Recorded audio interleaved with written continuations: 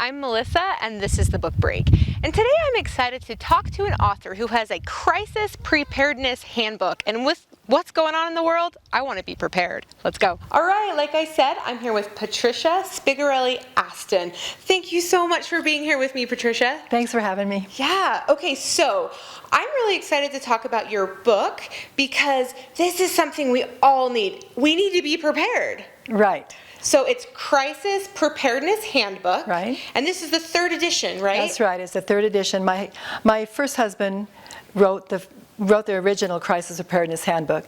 And in 2002, he made the second edition.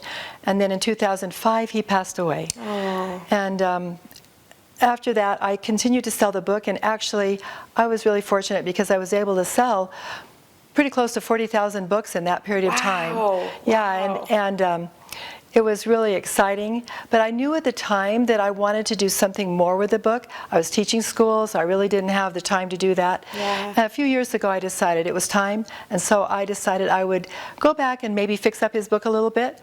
Well, as I got into it, it took a lot more than fixing up. I wasn't fixing it up anymore, I was actually writing it myself. And I realized I had a different voice than he had, and even maybe a little bit different purpose. So that's kind of what I've been doing with this book now. Yeah, and I know the first book was shorter, for one. Right. And it was more about food storage and home preparedness, but you take it to another level. What are some of the things that you've added to the book? Okay, well, one of the things that I really wanted to do was make sure that this book applied to everyone. Yeah.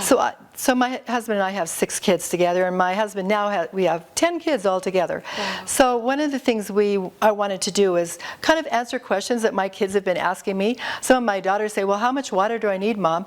So the focus of the book is now more for everybody. And in doing that, I changed, instead of focusing on 1 year of preparedness, I've tried to make it that we focus on what you think you need. So for example, in some parts of the country, people have hurricanes.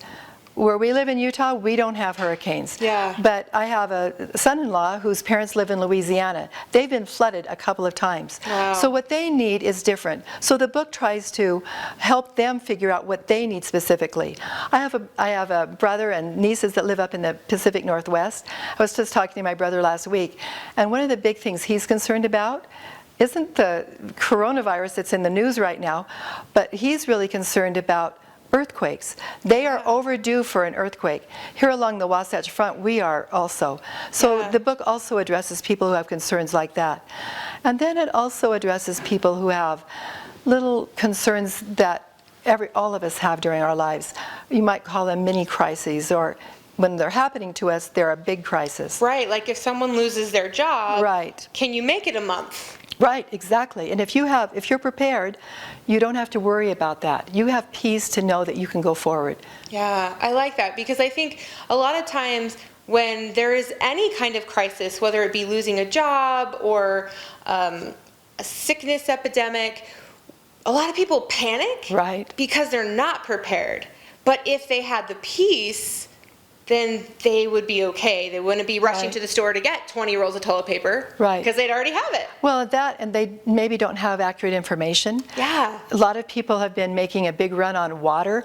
Well, there's nothing wrong with our water supply. Right. So I think my book would help people feel like they have confidence in their preparations, that they know what they're doing, and that they are prepared for whatever might come their way. Yeah. So. And even one of the things I like too is, like, something really minor is the power goes out. Right? Like that could happen tomorrow, and it doesn't mean the whole world is out of power. It means maybe you're in a place where the power's out for a few hours, right, but it's nighttime. And if you're me, you have little kids and you need a light. Right.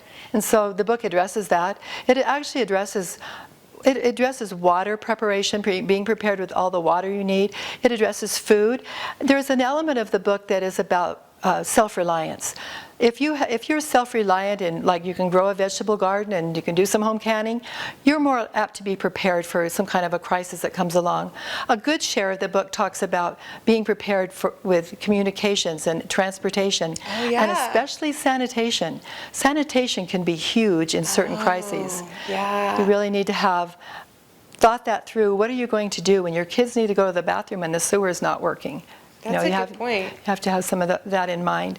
So. Yeah, and I think another part of your book that I think is really interesting is that the personal products that we need every day, but we don't necessarily stock up on. Right. Tell me a little bit more about that. Okay, so I think every family should take a time with their kids and the husband and wife and really think about what things do we have that we need every day and we can't get by without. And one of the big ones that comes to mind is toilet paper. Everyone has that. We know we need that. Right. We're and good. So how much do you need? Yeah. My book addresses that kind of idea. And even some of the other things that maybe aren't thought of as much, like maybe you need antibacterial cream, because what if you get a cut? Or like acetaminophen, right? Right. Some of those things we don't use every day, but we might need in a crisis. So I think you have to think about what can happen and then plan for that.